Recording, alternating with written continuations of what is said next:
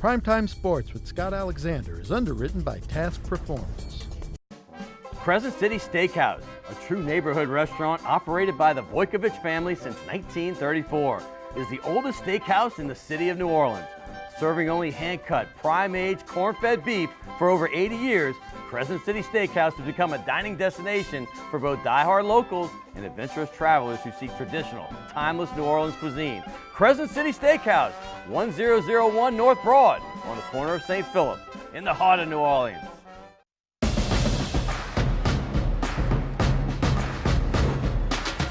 Hey New Orleans, get ready for some rugby. There's a new pro sports team in town, and it's NOLA Gold, bringing world-class rugby to the Crescent City. The game is fast, the hits are hard, the fan experience is for real. Season tickets, lifetime tickets, and game day passes are all available at nolagoldrugby.com. I'm John Goodman, and I'll see you in the scrum. So here's the bottom line.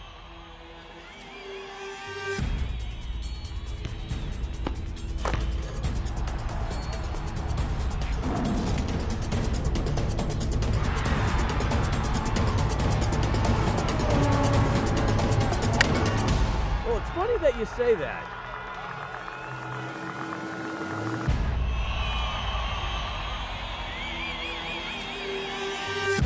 Let me tell you. Good evening and welcome to Primetime Sports. Hey, I'm your host, Scott Alexander, and this show tonight is so good that I'm going to keep this open very short. Hey, you know LSU, they've just won their second game against a top 5 opponent in the last 2 weeks. They hadn't beaten one of those in the last 10 years. They took down Tennessee. So tonight, we're going to have former Final Four coach John Brady and the voice of the Tigers, Chris Blair. They're going to be on together to talk about this great run to the first place LSU Tigers in the SEC. Also, I've got my first mother-son combination ever. That's right, we got Doobie Plaisance, an NCAA tournament coach from last season, her son Scott, who plays at UNO, and also we have Delvin Breaux. Remember Delvin Breaux? He came on like a superstar. He had some injuries. You've been wondering where he's at. He's right here on Primetime Sports. Next.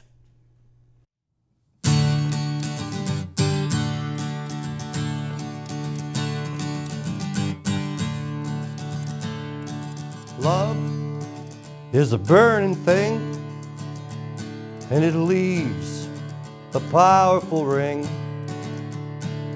bound by wild desire.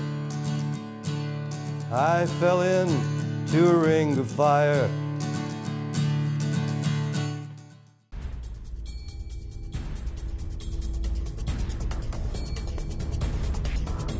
Hey, welcome back to Primetime Sports. I told you in the open that we have a great show for you today. Later in the show, we have our first mother-son combination. We've had a lot of father-sons, the Maudis, the A-Bears, and of course the Tylers, Herb Tyler and his son Jay. But we're going to have Doobie Plaisance, and she's the head coach of Nichols, and they went to the NCAA tournament last year, and her son Scott, who is one of the key cogs in UNO's run to another hopeful championship in the South, and they're second place right now. And also, you've been wondering where Delvin Breaux is. He's going to be right here today. He's going to be on this show. He was a mercurial cornerback for the Saints. Had a couple injuries. He's back in the CFL. We're going to talk to him. But right now, you know what I love. It's basketball, and it's basketball season, and nothing better than when the LSU Tigers are rolling. And that's what they're doing right now. They hadn't had a top 5 win in literally 10 years, and they have 2 in the last 2 weeks. How about that? And I've got none better than the people there every single game. The voice of the Tigers. His name is Chris Blair, and somebody that's a sidekick is, I'm not sure, but I think it's Brady.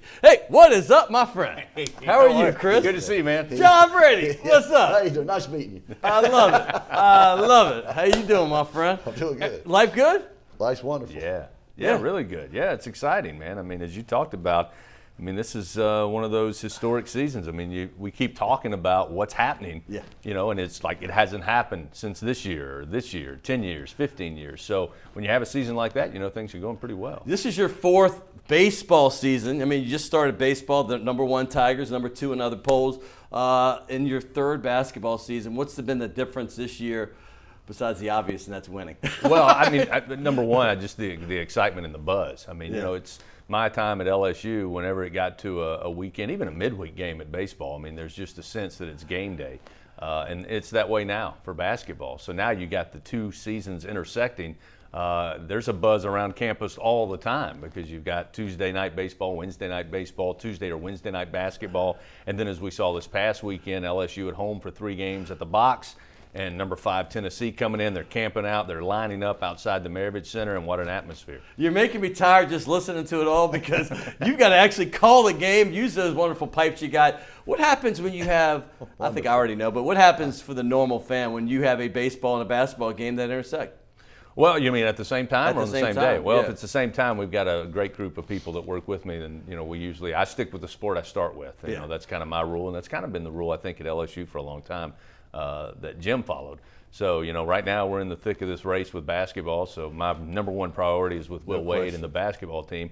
But this past Saturday got lucky. We had the 11 a.m. tip-off. Yeah. Got to take in that atmosphere, call that great game and great win, and then a couple of hours for some downtime, and then across the street to the Box and watch the Tigers win over Bryant in Game 2. So they pay you overtime, right, when you have to do 2 games in one day? That's what I tell him. I tell him that all the time. That's why he makes the big bucks. That's the chuckle I heard. That means probably not. No. Hey, by the way, as far as you, John, your second full year calling games, what's been the difference from year 1 to year 2 for you? Well, working with Chris is really easy. He's been great to me, really kind to me. I can tell we've gotten to the point now. It's like a team. The more you're around somebody, you know when to chime in and chime out. Sometimes we stumble over each other, but that's my own excitement when LSU does something well. But I know now when he gives the score and he drinks about 4 bottles of water during the game, when he gives the score and drinks his bottle of water, I got about 10 seconds to inject. So I write it down, so I better be on my toes because I don't have much time to do it. You gotta love the tricks of the trade, man. You gotta learn them learn quickly, it. don't you? Yeah, You learn them. That's right. Man, a lot of comparisons to your best team. I mean, some say your best team. Obviously, you had a great team in 2000, but the team that got to the Final Four, obviously in 2006. That team went 14-2 in conference, and I believe they went the year after you left in 2009. This year, this team's 12-2. I'm gonna start with you on this one. What do you think is any similarity from your team in 2006 to the one we have here, if any at all? Well, I think the similarities that I see is the camaraderie that this team shares and the unselfishness it plays with. I think those intangibles that championship teams need, this LSU team has that.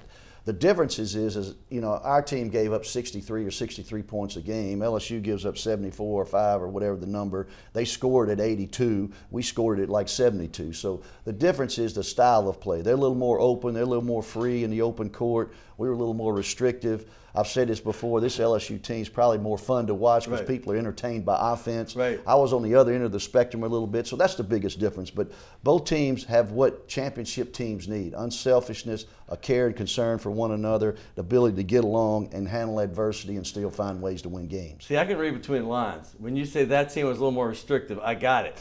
The coach was a little more restrictive. All right, so that right there. This team is wide open, and they are very exciting to watch. They are. As a guy that's called this team the entire season, from the beginning of the season, I remember going to a game in Memphis. Still very good team, but you could see they're a little raw. You're at every game. What's been that progression like? Well, I think that, kind of what Coach was talking about is that they've been able to gel as a team. And that, I know that's a term that's used a lot, but you had so many newcomers. I mean, you had true freshmen, then you had some junior college transfers. And even though you had a core of veteran guys, it still was a pretty new team. And you kind of expected, hey, this is going to be a good team, but are they going to be great in November? Are they going to be great in December? And I think we saw that stretch in Orlando when they went over there, played 2 pretty good teams in Oklahoma State and obviously Florida State.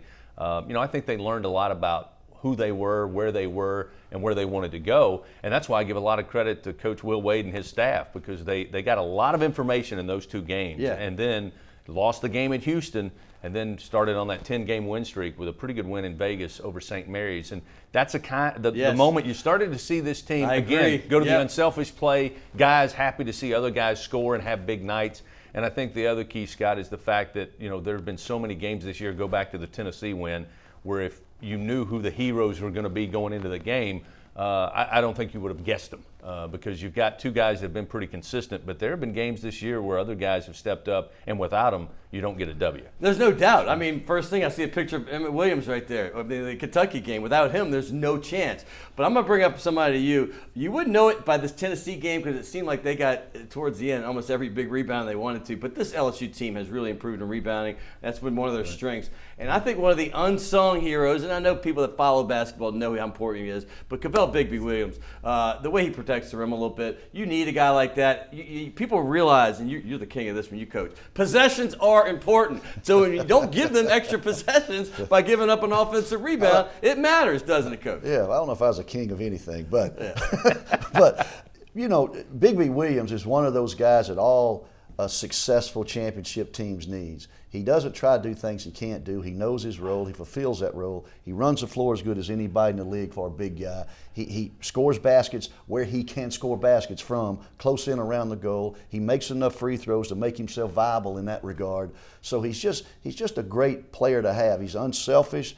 You know, we're around the team a lot, and that's the big thing I see. There's not one player on there to me that has ever, like, complained about I don't get the ball enough. I've never felt or seen any of that. So, and Bigby Williams is a prime example of a guy that knows his role, accepts his role, and really has made some big plays for LSU. And I think any championship team needs a shot blocker back there, and he does a nice job of protecting the rim. Yeah, he does. Scott, I'll tell you this. I mean, if you look at Bigby Williams, he's got 7 double-doubles this season. Yeah. LSU is 7-0 when he gets that double-double. And it's usually 10 points, 10 rebounds, 12 points, 10 rebounds. It's not as if he's scoring 20, 22 points a game. But Will Wade said it several times during that 10-game win streak and the most recent 4-game win streak. You take away Kavell Bigby Williams and his contributions, not only in the scoring column, not only in the block shots, but just affecting shots and forcing teams to stay out of the lane, you probably don't have some of those wins. No question. And that doesn't get in the box score, but we both know how important that is. If the guy's scared to put up or he's going to alter his shot because you're right there, it matters. Hey, I want to ask you a question for you. Going into an arena, say this year as compared to year one when you coached, and even year two when the team was improved but still not there yet. When you walk into the arenas, you see your opposing analysts or play-by-play guys that you've known now for a few years. What's been the first thing they say about LSU when they talk to you? You got a good team. You got a good team. You know, I mean, that's normally what they say. We're going to have to play good tonight. You know, and I think that just goes with the respect this program has been able to build, that Will's been able to build, you know, in less than 2 full seasons. Yes. Which, when you think about it, we're all caught up in, you know, you can't remember yesterday's game. You're moving so fast. But when you really take a moment, and I know Coach can speak to this even more, and look at what's been done in less than 2 years from him arriving on campus. I mean, it's really impressive. And to me, to your point, the rest of the league knows it. Yeah. Well, Joe Leva ran on the court after the game, and I watched the game again just so I could, you know, I'm watching it kind of as a fan the first time. And then I watched it as an analyst last night. But I saw him run on the court, and they gave Will a big hug. You feel he feels a little bit of redemption right here? Some of this that's happening with obviously Coach O having such a good season and Will Wade, because there was a lot of fire on Joe Leva for a while, but you know you haven't heard as much lately. Well, again, when you take a look at what's happening at LSU, I mean, last week, I forget the graphic, but it was something to the effect of 6, 7 teams, I think, in the top 25 in their respective sports. And obviously with what Coach O and the Tigers are able to do, not only at the end of the season, but all season long. And then Will Wade and his team, Coach Paul Maneri, number 1 or number 2 in the preseason polls, now number 1 in the country in most polls. But I also think it was interesting because I knew Will Wade when he coached at Chattanooga from my days at Georgia Southern, playing Chattanooga in the Southern Conference. And I asked Coach Joe Oliva when the hire was made, I said, Joe, you know, how did you guys intersect? Where did that come into play? And Joe told me that he spent time on the selection committee. And that was you know, a team at VCU and even at Chattanooga where Will Wade's name came up because he was held in such high respect as a good coach. His teams played hard. They didn't beat themselves.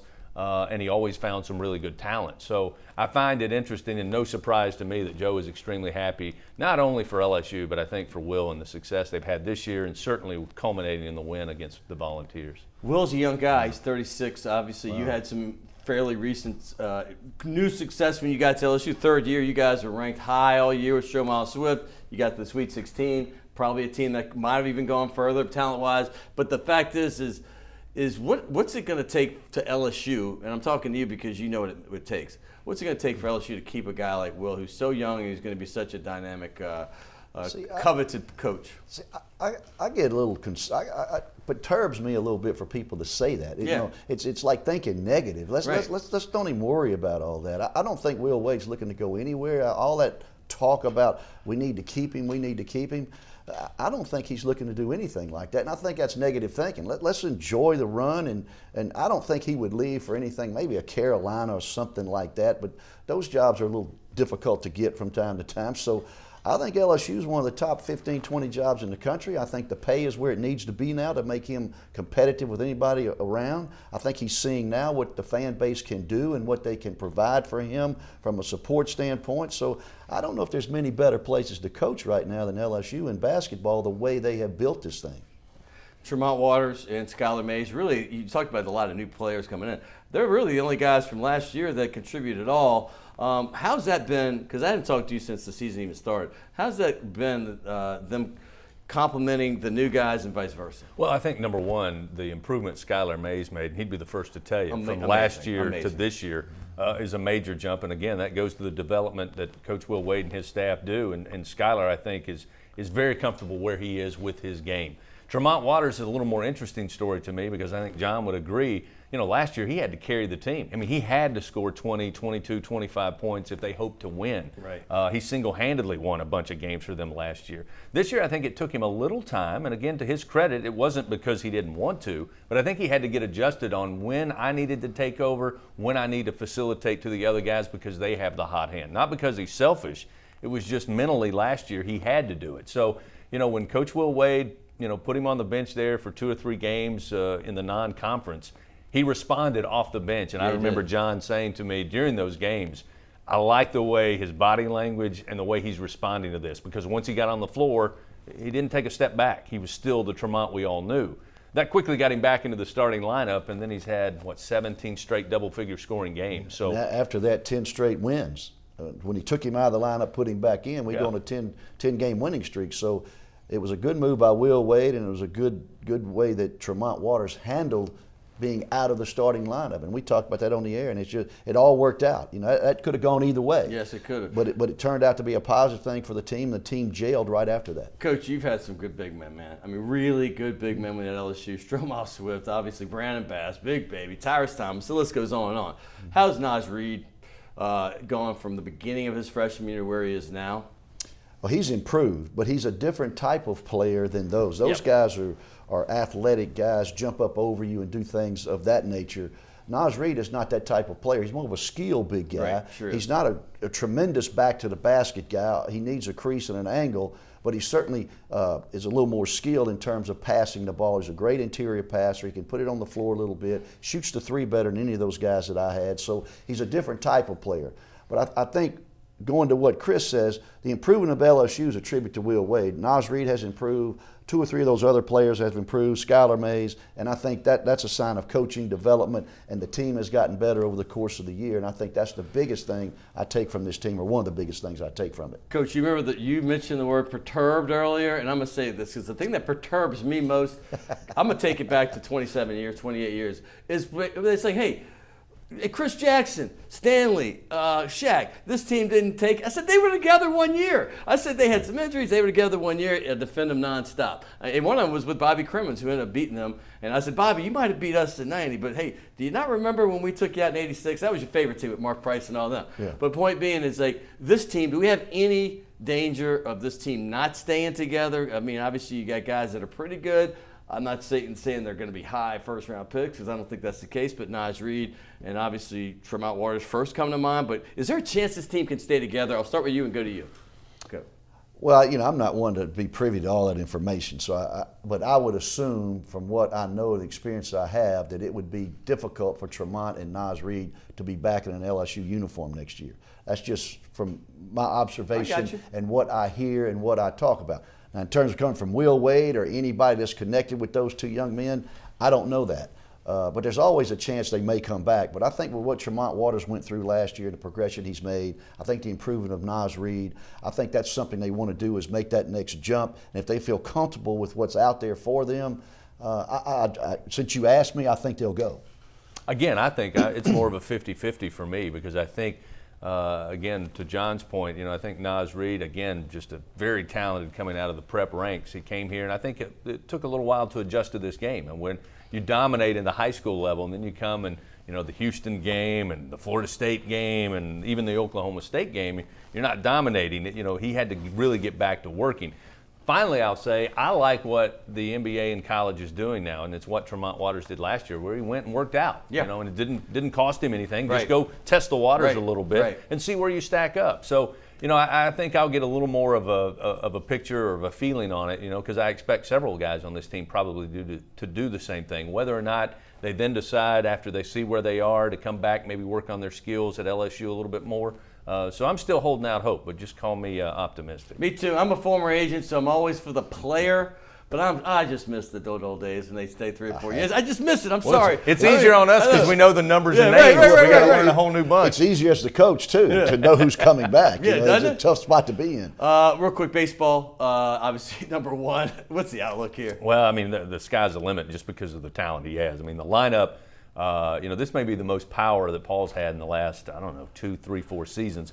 The field position players are good. The question mark's going to be staying healthy in the pitching staff and those guys continuing to get better. But by the way, is this guy not the best? Oh, he's I have a great job because I sit courtside and watch great teams play. But to be able to do it with him and then travel on the road, and I never not have a great meal because of this guy. No doubt about it, right? It's awesome. Me either.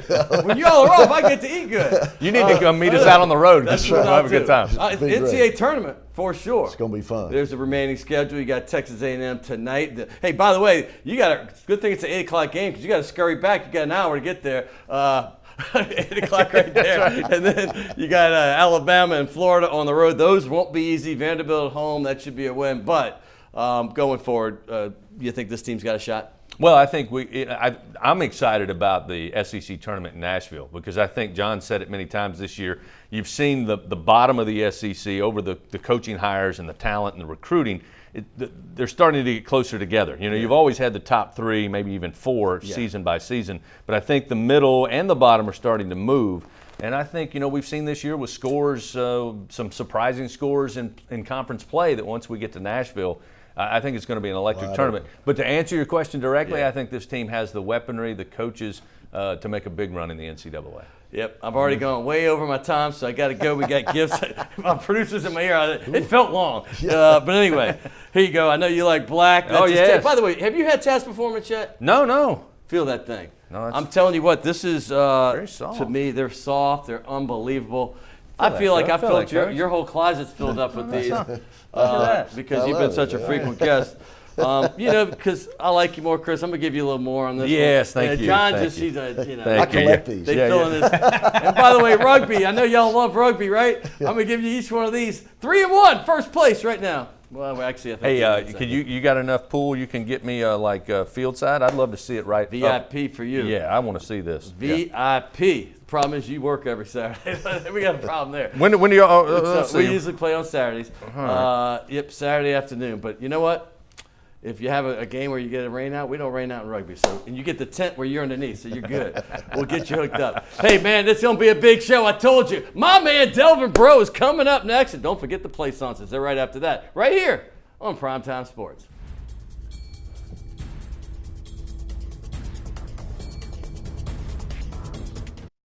Primetime Sports with Scott Alexander is underwritten by Task Performance.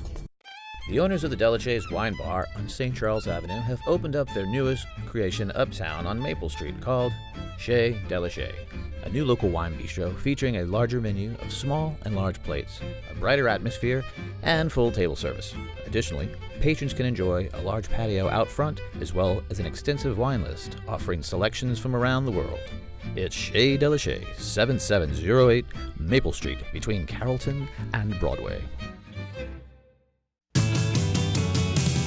Rock and roll will never die. It's old New Orleans, my oh my. Come on, baby, let's go rock and roll at the city lane. All night, let's roll, let's rock and roll. Baby, do the rock and roll. At Mid-City Lane's the home of rock and roll.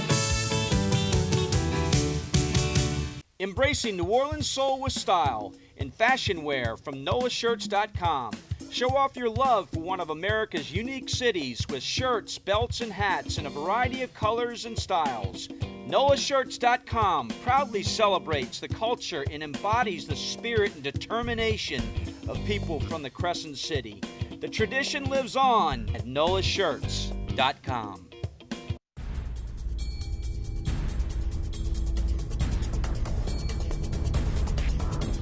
Hey, welcome back to Primetime Sports, and how could you get better than John Brady and Chris Blair talking LSU sports, particularly basketball? Well, we're about to do it because I have one of the all-time favorite Saints. Hey, he wasn't a New Orleans Saint for very long, but I tell you what, when you come to talk about beloved players that wore the black and gold, well, the guy sitting right next to me, who, by the way, was on my very first show. We're in our 4th season now. That was first season, show number 1. Him and Jabari Greer and a couple other fine gentlemen were on that show as well. But his name is Delvin Breaux, the pride of McDonough 35. He had that horrible injury toward the end of his career. Went to LSU, wasn't able to get on the football field, but ended up turning that thing around, got on the football field. He went through the circuitous route, I like to say, and he ended up with the Saints, and now he's back where he loves with the Hamilton Tiger Cats, one of the best teams in the CFL, and he is also the highest paid cornerback in the history of the Canadian Football League, and here he is, DP, Delvin Breaux.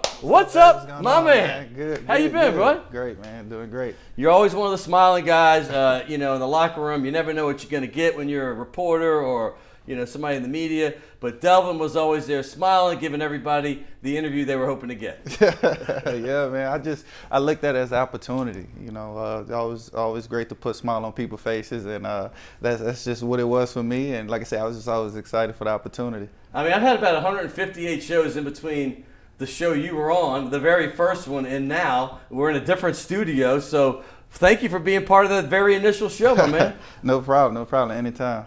So anyway, let's talk about when you started with the Saints, because you were the long shot. I know you signed a contract, but none of that's really guaranteed. Mm-hmm. So you came into camp thinking, everybody's like, oh man, he's going to be another camp body. And I remember talking to people like Marlon Favorite who said, no, this guy's probably going to be a starter. And I'm like, whoa, he's just coming off the street basically from the CFL. He's going to start. Sure enough, you started turning heads like crazy. Talk about that progression from right where you were then all the way through the first couple of years. Well, yeah, that was my rookie year, just coming from the CFL, and a lot of guys were always downplaying guys come from the CFL. Like, oh man, he's just like you say, a camp body. He's just gonna come in and hold a spot. We about to get draft picks and stuff like that, and my mindset has always been, I got to come in and take the number 1 spot. I don't care who's out there. I don't care what you did to get right here. Who's the highest paid? I'm coming in and get a spot. I'm gonna earn this spot, and that's something I always kept in my head, and I worked. From sun up to sundown, I'm working. I'm grinding. I'm watching film. I'm even going over extra practice film just so I can make sure I don't make the same mistake I did the day before, and just so I can have an opportunity to start day 1.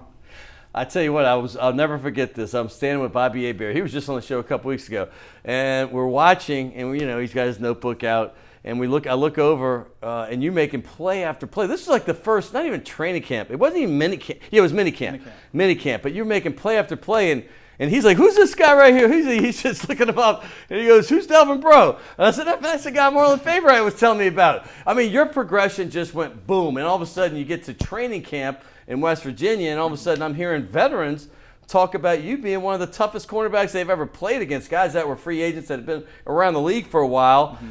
And what was that like? Because now you're mentioned in their press conference talking about this guy that's an unknown. Yeah, man. That's tops off to those guys. For just giving me that acknowledgement. But like I said, I just worked hard. I grinded. I know what it took to get in the position that I was being put in. And, knowing I have those veteran guys in Keenan Lewis and Brandon Brown at the time, those guys were helping me transition from the CFL to the NFL game, which was, it was a quite It was a bad transition at first because I didn't know, like understand the rules more than, CFL. I'm just coming to CFL. So it's a bigger field. So, and all that, yeah. So they was teaching me, just the little things I can do to help become a starter in this league. And then, like you said, during training camp, I'm just making plays. I'm in the right position. Coach put me in, called the right place so I can be in those right positions, and I was just making my plays. I mean, no doubt you were one of the most coveted cornerbacks coming out of high school. You had the whole package. A lot of corners don't have the size that you have. Obviously, the sticky hands. I mean, a lot of those guys, you get your fastest guys, you usually put them at cornerback, but they don't always have the muscle you have and the physique. But I still have to say this: as highly as recruits you were, you did make your comeback, but still, I just saw a shot on that picture of you guarding Julio Jones, and I'm gonna say this: you hold your own against Julio, no doubt, but I want to ask you a question. When you first going up against Julio, this is a guy that the Falcons traded a lot of draft picks to move up to get in the top 5 or 10. Yes. And there you are right there in year number 1 going against Julio. What were you thinking right there? Man, I was nervous during the whole week. They was like, man, this is Julio Jones. He's great. He's just awesome. He's a specimen of a receiver. He's big. I'm like, okay, okay, but he got to put on his shoulder pad the same way I got to put on mine. So we got to go to work, And like I said, I studied extra film. I watched every move, any little detail he had as far as a receiver. I was on it. I'm watching it. I'm saying whenever he wipe his towel down here, I know he's about to run this route. Whenever he's touching his head, so I'm doing my homework to make sure I'm preparing to dominate the best, Because you watched enough film, you knew the way he wiped his towel. I mean, you always hear about the little things they do. So that's one of the telltale signs when somebody does something like quarterback licks his hands, or if you're coming out of a timeout in basketball, I always like, who's licking their hands, because I know they're going to be the one getting the basketball and take the game-winning shot. And so I'd be like all over those guys. Sir. So those are little things. Hey, but going further, I have to ask you a question. What's your greatest moment as a Saint when you were in New Orleans? What's the one thing that stands out when you say that? I want to say just putting on my uniform. Wow. Being able to put on that jersey, it represents not just me, but family. It represents the city. It represents the organization. It just represents everybody who's been through tough times, down in New Orleans, especially with Hurricane Katrina, that I was able to be a New Orleans bred. I'm homegrown. McDonough 35. McDonough 35, man. And just to walk out that tunnel and have my jersey and have the crowd screaming, it was awesome. Well, speaking of family, I have a shot of you with your family, with your stepmom, obviously your brothers, your sister, and a shot right here. And I got to ask you, obviously family's important for you. I love the smiles, everybody on the inside. Little Lionel's on the left. He's just doing what kids do. He's just kind of like, okay, get the picture over. But the guy on the right, your other brother, Kendrick, he genuinely doesn't seem happy to be in this picture. No, what I think was his shoes. See how his shoes in the grass, he didn't want to get his all whites dirty. Oh, so he's like, get this picture over with. I don't want this on the green. So he didn't want his all whites to get messed up. So I asked you about the moment that you was your greatest moment, putting the uniform on. Now what's a moment that you wish you could take back on the football field when you were with the Saints? You know what? I had one moment. It was against Tampa Bay. Oh, is it Tampa Bay? Was it my favorite play of all time? We might have a picture of that one. It was against Tampa Bay. It was against Tampa Bay. That was probably one of my worst embarrassing moments that I can. There we go. Tell you. That right there. By the way, yes. if you look closely at this shot, the guy has the ball. Yes. And Delvin's looking for it. I mean, I'm going to say this. This is just funny because, listen, man, you had so many great ones, but this was on every Sports Center thing. Look, listen to it. Yeah, talk about it. What happened? Look, to be honest with you, I did not know where the ball was. I lost it. I lost it in the light. This is obvious. Right. I lost it in the light. Right. And if you see the video makes it more fun because the video, it's like the ball is thrown. It was high. Yeah. And you looked up. And what you didn't see, because you looked over this side, is this guy caught it. And he's behind. Right. I did not, I'm looking like, okay, the ball must have been overthrown. I did not know this guy was behind me. I'm just running like, okay, it's an overthrown. Oh, snaps. I'm like, oh, man. So, I mean, that was probably one of the moments I would take back. And besides that, on my birthday, we was playing against the Colts. I tripped twice. I fell twice, gave up 2 big plays after I was dominating T.Y. Hilton. He had 1 catch for 7 yards until the middle of the third quarter, and I had him covered in the slot, and I tripped. I fell over my own feet. I'm like, man, what happened? You know, he gone for 80-some yards. Yeah, right. Then later on in the game, and what it happens people don't again. see is that you bottled him up the entire game, but when they see the yardage, it's like, oh my goodness, he got 100 something, but he got 87 on one play that you felt. No, it was 2 plays. He got 87. I tripped twice in that game, and it, you know, it's on my birthday. 87 it was like 87. So he ended up like with 2 goals. No, he was no. Come on now, you push Well, it. 87 plus 87 is 174. That was I it. can do math That's it. real No, quick. that was it. So he had 2 catches for 174. Yeah, not I 2 said bills. about 2 No, bills. I said about 2 bills. That's pretty close. If That I'm sounds bad. Yeah. It sounds bad, but it's just 2 plays. You trip. You gotta Yeah, you man. blame your cleat maker. Yeah, there you go. there you Come go. on, Nike. Come on, what's up? Zion Williamson, he blew him out. Come on, man. I mean, obviously they're not infallible. Do you remember every interception you had? Mm-hmm. Every one. Yep. Go ahead. My first interception was against Philadelphia Eagles. Yeah. Was that the diving one? Or was that the diving one. The diving interception. One That was against beautiful. who was the quarterback? I think Sam Bradford, maybe. I think Bradford, it was was Bradford. it? Bradford. And then my second interception came off of my second pick. Came You got one off in of, Jacksonville, didn't you? Or one. no? It was 3. It was one in Jacksonville. One. There you go. There's one in right there. Jacksonville. One in Philly. I had 3. I thought you would have been all over this. See, I knew those 2. I didn't. I don't know the third. There you go. That's a diving one too. Yeah, that's a diving one. That one looks good. That's the one. If I was. Cam Newton. Carolina Panthers. That almost doesn't count though. Yeah. I'm all over it. There it is. Of course. Look There it is. Look You at know? this right up in here. We Just are making all over plays. all these. Let's talk about your Tiger Cat career because listen, you are a superstar. You were on the verge of superstardom before the injuries curtailed your NFL career, but you're a superstar. I mean, there's no doubt. When you go up there, it's like, oh my goodness, Delvin, Breaux. What's it like being back? And like, because they all probably asking, man, what's the NFL like? Well, you know what, man. Like I said, I love Hamilton. I love Canada. You know, as a whole. Like I said, it's peace and quiet. You know, it's people respect you. They're big fans. You know, what I don't like about it is, you know, when I'm out in public, walking around, grocery shopping and Everybody stuff. knows you. No, they don't. They don't. Oh, yeah. So it's just because hockey is big up there than big. the CFL football. So it's just like, all right, well, Nobody knows you know what? you, dude. I love it, but I love it like that though. But Right. you know, that's one of the differences from playing in states and playing, you know, in another country. Because if you're a hockey player, they know. Yeah, they know every stat, every fight you done had in hockey and everything. So, but I love it, man. Hamilton. Has People treated don't me know well. where is it? Hamilton is maybe 30 minutes away from Toronto. Oh, it's right so there. It's, okay. yeah, so it's pretty close. If you want to go see Niagara Falls and all that, it's right up the road. I know you've talked about it a lot, but I just want to bring, because I have some shots of your back of your neck where you had your surgery. Kind of talk about what that was like going through that. I mean, you know, obviously you were told you might not even walk again. You some say you might have been dead on that field, right? You certainly weren't going to play football again. At least some were telling you that. But you overcame that. Right now that you've had a decade to kind of get through this and think about it, what goes through your mind first? Well, you know what? I just thank God. You know, every day, every opportunity I get when I wake up, you know, I just pray to God and just thank Him for allowing me to walk off that field and to be able to live my life like a normal human being. And now that I got an opportunity to play football again back in 2012, and I finally got an opportunity to play football, I'm just thankful.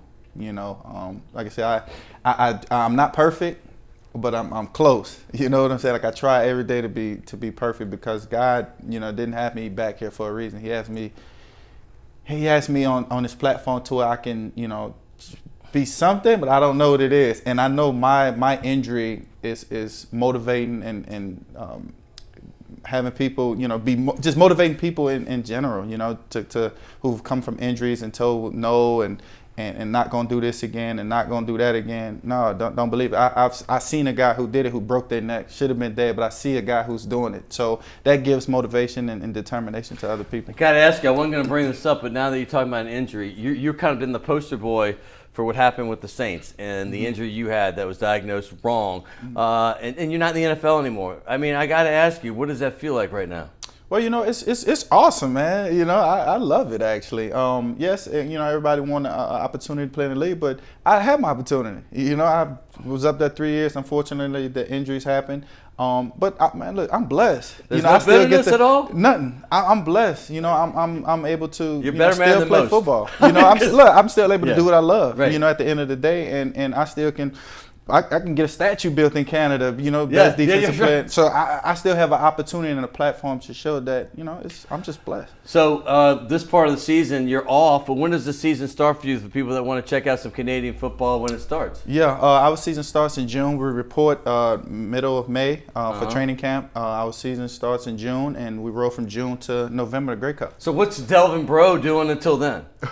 I mean, I think people love to know. What are you doing? I have my son. DB. Yeah, man. Little Delvin. Delvin Jr. That's why we have senior by your name now. Yeah, so Look at him. So I've just spent a lot of time with him, and I'm training, and I just get out. I hang out with my family more while I'm down here because I know I'll be gone in May. So the 6 months is gonna be gone for a while. So I just try to hang around family. Yeah, let's send him in, man. Let's get his first TV appearance. Let's bring him on in here. DB. So, man, I mean, what is it like having your first child? Man, I have 4 myself, and it's just a wonderful feeling as mine are all kind of college age. But here, we're going to give him his first public appearance ever. He's got the basketball. You know the right sport. There you go. Come on in here, man. What's up? This is Delvin. You want to sit right here? Now he's like, hey. We'll always remember this one. There you go, bud. Here's your ball. He's like, I'm done with that. Right. That's awesome. Hey, by the way, we have a gift for you. This is called Task Performance. Have you tried these before? No. This is my first time. Never? I mean, Sean Payton and Loomis and them used to wear those all the time at those. And here's the sport I've been doing, man. I call these games now. This is your next sport, rugby. Okay. You'd be a superstar in this league. This is Major League Rugby here in New Orleans. It's the NOLA Gold. They're first place right now. They play New York. They just played Toronto. They won a couple of those. They're 3-1 right now, but there's a schedule. Okay. Take a little DB. I'll treat you with that. Nice. And also, I don't know, if you want to go by yourself or take a significant other, there's a nice little gift certificate. It's called Shays de la Shays. Okay. Right there on Maple Street between Carrollton and Broadway. Oh, nice. Appreciate it. Thank you. Man, this is your third time, I just realized. Because I made fun of you a little bit after the ball like that. Or is it? This is my second time. This is your second time. Okay, that must have been in your rookie season then. Yeah. Because you came on right after your rookie season. Hey, look at you. You're back. Give me a high five. No high fives from him. He is happy sometimes. All right. That is my man, Little Delvin, and that's Big Delvin. I apprate you coming back, my man. All right, thank you. No we'll problem. See you again after next season. Hey, coming up, I told you I've had many father-son combinations. Bobby and T-Bear come to mind and several others. This will be my first mother-son combination. This is a superstar basketball family. The Plaisance, Doobie, and of course, Scott Plaisance, who plays for UNO. Doobie coaches Nichols right here next on Primetime Sports.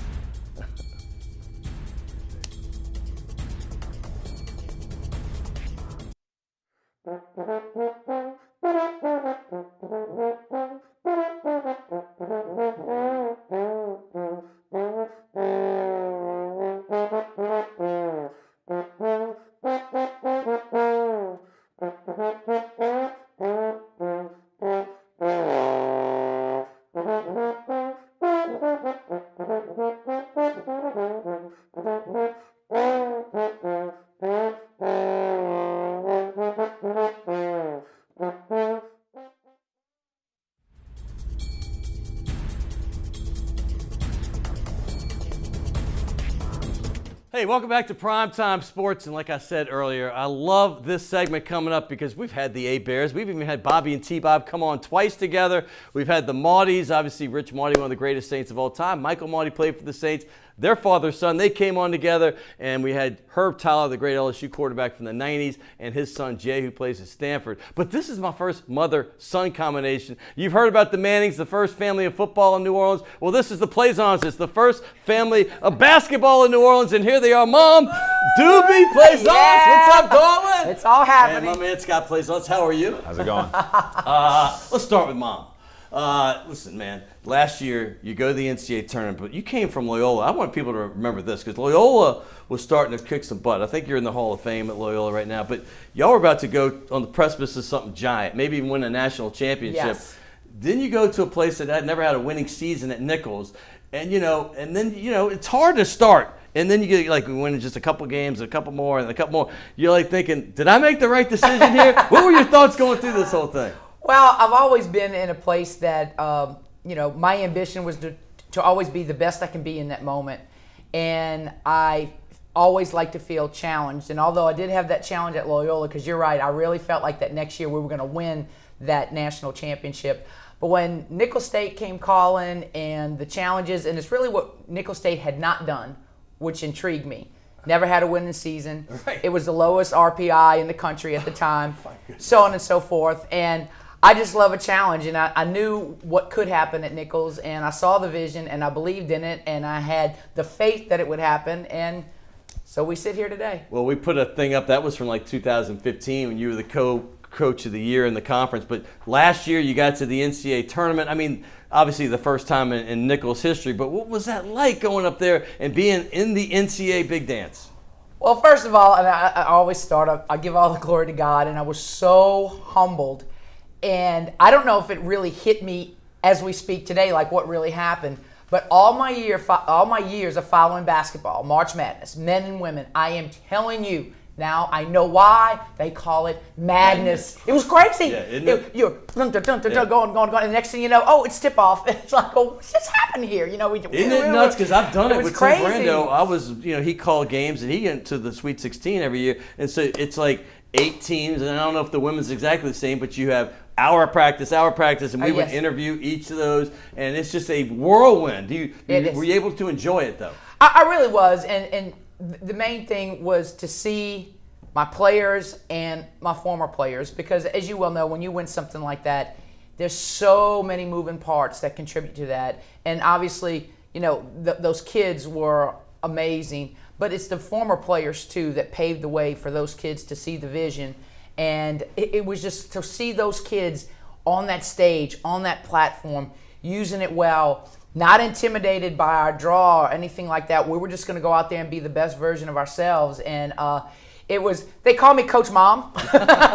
And I have 2 biological children and hundreds of other children. But as a mom, I was just so happy for those kids. So happy for them, like your own. Oh, my goodness, yes. And by the way, I do see you, speaking of being a mom right here, Scott Plaisance, your son. I know you're proud of him. I see you because I go to a lot of UNO games. I try to support all the local colleges. I go to a lot of high school games, but I see you and I love it. And I guess it's your dad maybe at the games too. Is he the one? My dad and my husband are staples. Your sister obviously works there. My sister when she's not playing ball. This is senior day, and they did it early, I believe, because you had a game or something, right? Correct. They did it on Nicholls doubleheader that night. Okay, that's why they did, and look at you all there at the game. By the way, Scott, when I first moved back, I'm a New Orleanian, but I was gone for almost 3 decades. Literally, love basketball, and your name was one of the first ones I heard, because it was like 2012 I moved back, but it would have been the 12-13 season is the first year I was able to go to games. And I have a lot of friends whose kids played at Country Day, and they're like, oh, you got to see this kid Plaisance, man. He's a man-child. And sure enough, that particular year, you won a state title. Then you won a state title the following year. So winning comes easily in your family. But talk about the progression of being, obviously the son of a great player. She was a 4-year player in college. And also your sister was a great player at LSU. But talk about that progression up to where you are now. Starting out, first off, my mom always did a great job with my morals. So having morals on and off the court is a great thing. Always playing hard. Try to be a leader. And the further I went into high school, I picked up on certain things, and that led to more winning. So winning not coming easy, but it comes through hard work, and that's what I like. Were you there when Von Maker was there? Thon Maker? Yeah, Thon Maker. Yeah, okay, because I'm thinking Von Julian's who I'm mixing up. Yeah, Thon Maker is now in the NBA. What was that kind of whirlwind like over there, Country Day? That was cool. He was there for a brief period, but we actually had a nice little bond, and his time there was beneficial for me. He's such a big player, athletic at a young age, and it did nothing but help me. Man, I tell you what, I know you were, your transfer year, you were sitting out when UNO kind of got on that map, and obviously they won the Southland out of nowhere, and they've been really good ever since. I mean, right now you're located in 2nd place. What's this been like, your journey from playing at UL with the Raging Cajuns to coming over at UNO and playing 2 years there? Coming back to UNO is a big, deep breath of relief, When I came, I talked to Sless. He's a great guy. I love him to death. And he just put a sense of confidence in me. And ever since he did that, I've been playing at another level. I've been able to do more stuff on the court. I've been able to reach out, help other people, and I really appreciate what he's did and what he's done, and I think of him like a second father. Doobie, I did a little research, and you have touched almost every school in this entire region. I mean, think about this. I'm going to throw it out there. Go I was ahead. like, she was an assistant at Tulane too? Correct. So she's an assistant at Tulane. You played at UNO. You played at Southeastern. You graduated from Southern Miss, which is right here in the region. You're at Nichols as a coach now. You were at Loyola as a coach, head coach. And then your son played for the Raging Cajuns. Your daughter played at LSU, and your son's at UNO too. Is there a school that you haven't touched around this whole entire region? And you did mention Teresa has gone to LSU. I did say so we're good. that one. Yeah. We're good. We got them all covered. We got the region covered. We have the region covered. Speaking of Teresa, I have to bring her up. She is a WNBA star. I mean, the girl is signed a big contract. She plays with the Dallas Wings. Let's talk about her. I'm going to give you one comment. I want you as a sister, what was like, what's it like, having two basketball playing children that followed in your footsteps? Well, very, very humbling. And I like people to know that I put my children in a plethora of activities when they were younger because I was not going to pigeonhole them into one area. And when they chose basketball, I just didn't want them to choose an outside sport. Nothing against it, but oh my gosh, the elements. Yeah. But the elements go. I tell people all the time, it's not what Teresa and Scotty do, it's how they do it. They're very humbling. The biggest issues I've ever had, probably with either one of them, probably Teresa a little more than you, is cleaning their room. And I love it. But they've always been good students. I've never had any issues with them, and for that I'm thankful to God. I'm very blessed. And their talents and their accolades is just line up to me. My sister actually played basketball too, and I used to have some battles with her. And finally, it's like when I was able to beat her, I was like so proud. Everybody's like, "You beat your sister." I was like, "You don't know, she's tough." But the fact is, you grew up with a great basketball playing sister. What was that like in the backyard? It was cool. Strangely enough, we never really played one-on-one. We played horse a lot, and she beat me. Oh yeah. So, but yeah, seeing her, she progressed a lot too, and I really picked up a lot of my game from her game. Being athletic, it benefits me, but seeing her, how she can utilize a three-point line, that really inspired me to step out and expand. I know. I saw you hit a couple big ones recently. I've been coming to some games. Talk about your game as a whole for someone that came from, say, Mars, that doesn't know how you play. That doesn't know how you play. Tell me what you do well on the court. I really like to get down and dirty, like the block shots. Defense is, I would say, a strong suit. Not my forte, but it's a strong suit. And offensively, I'm more of a hard-nosed role. And, if you leave me open, I'm gonna shoot it. You're gonna make them pay. You're gonna make them pay. You gotta respect it. They gotta respect it. Hey, by the way, I see the double nickel on both your jerseys, 55. Is there any kind of significance to why you wear that number? Yeah, that's my mom's legacy. Well, I'm just carrying. I had a feeling. So, Mama, I saw her getting all piped up.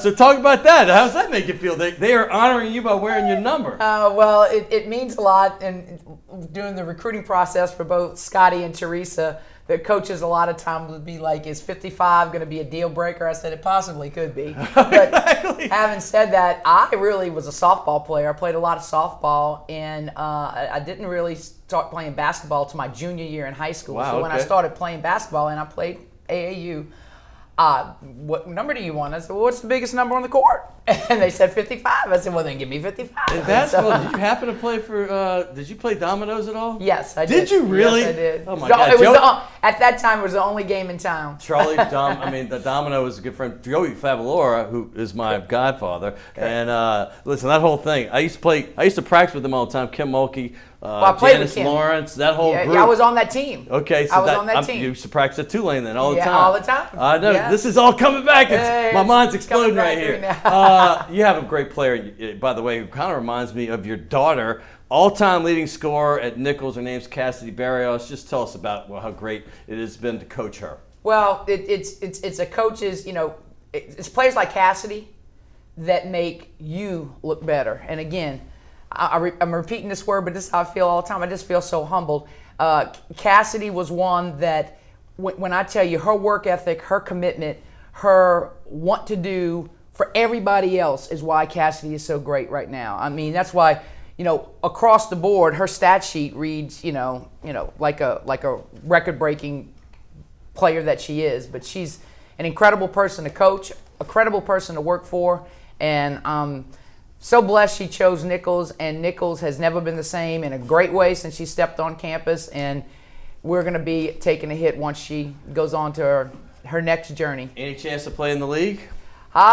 She has a chance. Yeah, she has she's a a chance. baller. She's smooth, very smooth on the basketball court. I can't thank you enough. I'm going to have your daughter on the show, Teresa, before she goes back to the WNBA, but I have to thank you. We do give gifts. Unfortunately, you're in college, and I don't want to ruin your eligibility, although I don't know why that would be the case. But Task Performance, have you ever had a Task shirt? No, but now I will. I love it. Soft, I love it. It's awesome. Softest, it's pure bamboo awesome. cotton. Thank you so fiber. much. And I like you so much, I'm going to give you 2 of these. Oh, okay. So take your husband, I guess that's Scott Sr. Yes, take yes. him, or take a friend. And then since y'all are on the West Bank, our games are on the West Bank right now, at least right now.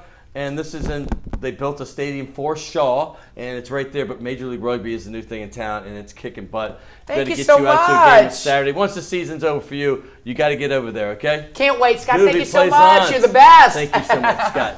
Good luck the rest of the season, my Appreciate man. you. This has been a pleasure for me. I can't thank you both enough. I'll get your daughter on soon. Okay, and great. I got to thank a bunch of other people here. Will Hill, my producer, and everybody at WLAE and CST. Lexi, good job to start off your first time on your solo, your first, what do you call that? Your first solo job. That's our audio girl. The Redhead Tsunami and Hunter and everybody else. Thank you. We'll see you again next week right here on Primetime Sports.